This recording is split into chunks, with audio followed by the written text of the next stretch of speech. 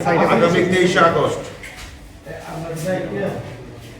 জেলা প্রশাসক gold cup tournament 2026 অনুষ্ঠিত হতে যাচ্ছে।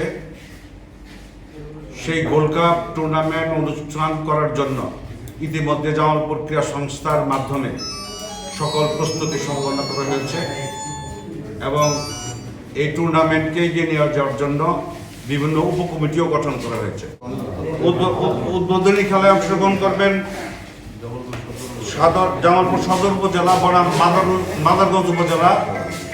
আজকে এই উদ্বোধনী অনুষ্ঠানের প্রধান অতিথি হিসেবে উপস্থিত থাকবেন জামালপুর সদর 5 আসনের সদস্য মাননীয় সংসদ সদস্য জনাব অ্যাডভোকেট শাহ মোহাম্মদ সালিম মামুন ভাই। প্রস্তুতি সম্পন্ন হয়েছে। সমস্ত